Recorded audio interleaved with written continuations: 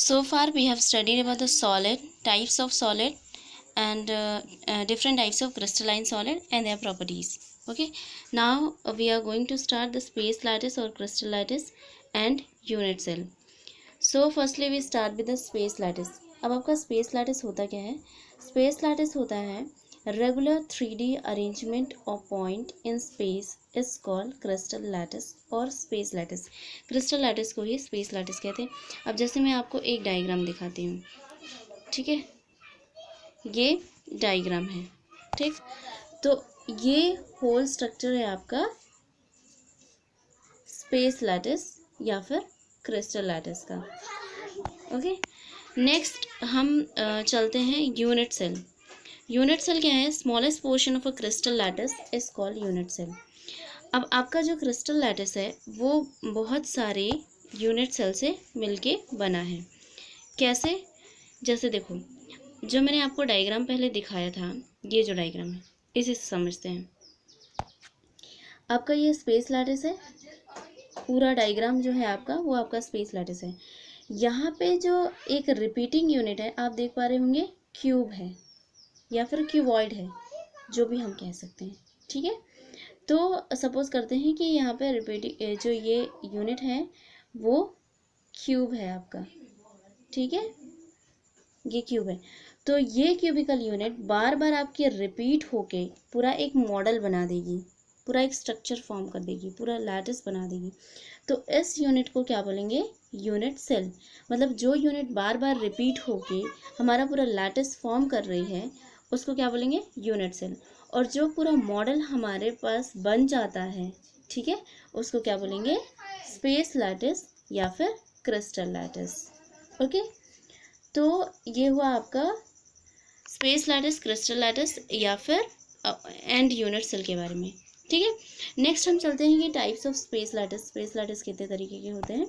Space lattice is of two types based on the dimension, to dimensional lattice and three dimensional lattice, ठीक है. अब यहाँ पे dimension के बेसिस पे इनको डिवाइड किया गया है. तो सबसे पहले हम टू डायमेंशनल लैटिस की बात करते हैं. टू डायमेंशनल 2D से हमें पता चलता है कि it is drawn on the plane of paper, ठीक है. तो आपका टू डायमेंशनल लैटिस क्या होता है? Regular arrangement of point in the plane of paper. मतलब एक शीट ऑफ पेपर है, उसमें पॉइंट्स का रेगुलर अरेंजमेंट जब होता है और फिर बार बार यूनिट सेल आपका रिपीट होता है तो जो लैटिस फॉर्म होता है उसको क्या बोलते हैं? Two dimensional lattice. अब आपका टू डायमेंशनल लैटिस वो डिफरेंट टाइप्स के हो सकते हैं, ठीक है. तो there are 5 types of two dimensional lattice: square lattice, rectangular, parallelogram, rhombic, hexagonal. Okay, so mainly there are 5 types of this two dimensional lattice, ठीक है. तो सबसे पहले हम स्टार्ट करते हैं स्क्वायर लैटिस से. स्क्वायर लैटिस में क्या होता है कि जो आपका यूनिट सेल होता है इट इज स्क्वायर. जैसे आप फर्स्ट डायग्राम को देखो, ठीक है, तो यहाँ पे फर्स्ट डायग्राम को जब देखोगे तो यहाँ पे जो ये यूनिट सेल है वो आपका स्क्वायर फॉर्म में है. ये बार बार रिपीट होके पूरा एक लैटिस बना देगा, ठीक. फिर हम चलते हैं रेक्टेंगुलर लैटिस में. रेक्टेंगुलर लैटिस में क्या होता है कि यूनिट सेल आपकी रेक्टेंगल होती है. जैसे सेकेंड डायग्राम को आप देखिए, यहाँ पे यूनिट सेल आपकी, इस डायग्राम में आपका यूनिट सेल जो है वो रेक्टेंगल है, ठीक है. फिर नेक्स्ट आपका होता है पैरेललोग्राम लैटिस, ठीक. पैरेललोग्राम लैटिस में आपका जो यूनिट सेल है होता है, जैसे आप थर्ड डायग्राम में देखो तो वहाँ पे पैरेललोग्राम बना हुआ है, ठीक. अब रोम्बिक लैटिस में क्या होता है कि आपकी जो यूनिट सेल होती हैं वो होता है रेक्टेंगुलर विथ इंटीरियर पॉइंट्स, ठीक है. हम यहाँ पे अभी इंटीरियर पॉइंट्स होते हैं तब कौन कौन से यूनिट सेल फॉर्म हो सकते हैं वो सब आगे बात करेंगे. जैसे आपका प्रिमिटिव यूनिट सेल होता है, नॉन प्रिमिटिव यूनिट सेल जिनको सेंटर्ड यूनिट सेल भी बोलते हैं. तो ये रोम्बिक लैटिस जो होता है वो नॉन प्रिमिटिव यूनिट सेल में आता है, वो हम आगे बात करेंगे, ठीक है. तो रोम्बिक लैटिस जो होता है उसमें यूनिट सेल क्या होता है आपका, याद रखिएगा, ये थोड़ा सा याद करने वाली चीज़ है कि रोम्बिक लैटिस में यूनिट सेल आपका होता है रेक्टेंगल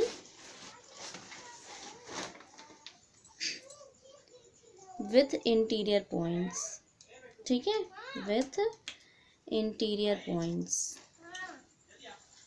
ठीक है, नेक्स्ट आपका क्या है, हेक्सागोनल लैटिस। ओके, अब हेक्सागोनल लैटिस क्या होता है, हेक्सागोनल लैटिस में आपका जो यूनिट सेल होता है वो होता है rhombus with an angle of 60 degree. ठीक है, rhombus with an angle of 60 degree. तो ये आपका क्या होता है, हेक्सागोनल लैटिस में, हेक्सागोनल लैटिस में आपका यूनिट सेल होता है। ठीक है, तो ये मैंने सबसे पहला जो फर्स्ट डायग्राम है आपका, यहाँ पे देखिए ये स्क्वायर लैटिस का है, फिर ये आपका रेक्टेंगुलर का है, ये पैरेललोग्राम का है, ये आपका रोम्बिक लैटिस का है, और ये हेक्सागोनल लैटिस का है। ठीक है, ये आप एक बार ध्यान से देख लीजिए। ठीक है, तो यहाँ पे ये सारे 2 डायमेंशनल लैटिस के डायग्राम्स हैं। ठीक है, अब नेक्स्ट हम चलते हैं किसमें, नेक्स्ट मूव करने से पहले मैं आपको एक चीज़ बताना चाहूँगी कि जो ये आपका 2 डायमेंशनल लैटिस है, जो आपके घर में टाइल्स लगे होते हैं उस पर हम ऑब्जर्व कर सकते हैं। ठीक है, तो टाइल्ड फ्लोर में 2 dimensional lattice can be observed. Okay, next is 3 dimensional lattice. 3 dimensional lattice में क्या होता है कि आपका जो यूनिट सेल होता है वो 3D फॉर्म में अरेंज्ड होता है। जैसे कि ये आप देखिए, it is not on the plane of paper, it is in space. तो यहाँ पे क्या है, ये लैटिस है, और यहाँ पे जैसे मैं आपको पहले एक्सप्लेन कर चुकी हूँ, ये आपका यूनिट सेल है। ये यूनिट सेल बार बार रिपीट होके पूरा एक मॉडल फॉर्म कर रहा है, तो उसे क्या बोलेंगे, स्पेस लैटिस। और ये सिंस 3D में अरेंज्ड है इसलिए 3 डायमेंशनल लैटिस बोला जाएगा इसको। ठीक है, next moving towards the next topics, this is parameter of unit cell. ठीक है, अब किसी भी यूनिट सेल, जैसे हमने बोल दिया कि यहाँ पे ये, मैंने यहाँ पे बोला कि ये स्क्वायर लैटिस है, या फिर रेक्टेंगुलर लैटिस है, या फिर रोम्बिक लैटिस है, तो हमें कैसे पता चलेगा कि ये स्क्वायर लैटिस है या फिर रोम्बिक लैटिस है। तो उसके लिए कुछ पैरामीटर्स होते हैं। अब पैरामीटर में क्या है, there are 2 types of parameter. आपका एक होता है एक्सियल लेंथ और एक होता है एक्सियल एंगल। ठीक है, 2 पैरामीटर होते हैं, एक होता है आपका एक्सियल लेंथ और एक एक्सियल एंगल। अब एक्सियल लेंथ में क्या होता है,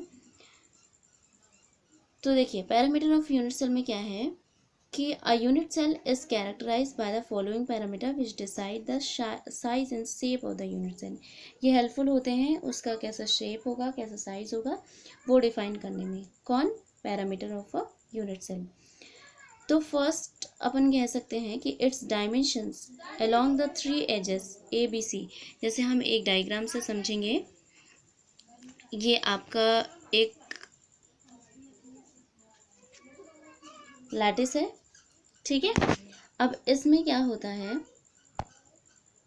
इसमें जैसे देखिए आपने यहाँ पे देखो, यहाँ पे ये वाली जो डायरेक्शन है वो आपकी यहाँ पे A मेंशन है। ओके, आप देख पा रहे होंगे, तो ये वाली जो डायरेक्शन है वो B मेंशन है और ये C मेंशन है। ओके, तो इसको क्या कहेंगे, its dimension means length along the 3 axes ABC। ठीक है, तो एक क्या होगा, ABC इनकी क्या होगी, एजेस होंगी। ठीक है, और इनको ही क्या बोलेंगे, जो यहाँ पे मैंने फर्स्ट मेंशन किया है वो क्या हो जाएंगी, एक्सियल लेंथ हो जाएंगी। ठीक है, अब दीज लेंथ, जो ये लेंथ है, दे मे बी और मे नॉट बी परपेंडिकुलर। ये परपेंडिकुलर हो भी सकती हैं या फिर नहीं भी हो सकती। यहाँ पे तो ये क्यूबिकल है इसलिए परपेंडिकुलर शो हो रहा है, पर ऐसी कंडीशन हो सकती है कि ये नहीं परपेंडिकुलर होंगी भी और नहीं भी होंगी, जिससे आप आगे यूनिट सेल के बारे में पढ़ेंगे तो उससे पता चलेगा।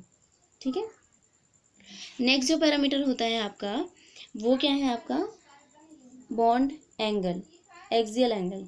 ठीक है, तो वहाँ पे क्या होगा कि angles between the axes, that is angle alpha. जो ये एंगल अल्फ़ा है, आप यहाँ पे देख पा रहे होंगे, ये है आपका क्या, एंगल अल्फ़ा, ये मेंशन है अल्फ़ा।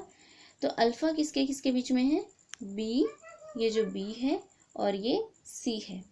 तो B और C जो लेंथ है उसके बीच का जो एंगल है वो क्या कहलाएगा, अल्फ़ा। ठीक है, फिर आप यहाँ पे देख पा रहे होंगे, यहाँ पे C और बी के बीच में, सॉरी ए के बीच में जो एंगल है वो क्या कहलाएगा, बीटा। ठीक, फिर नेक्स्ट जो है आपका, जो बी और ए के बीच में जो एंगल है वो क्या कहलाएगा आपका, गामा।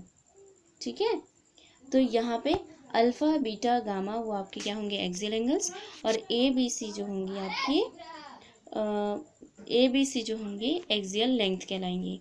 तो देयर आर 6 पैरामीटर्स, 3 जो होती हैं आपकी एक्सियल लेंथ होती हैं और 3 जो होते हैं आपका एक्सियल एंगल्स होते हैं, जो कि किसी भी यूनिट सेल को डिफाइन करते हैं। ओके।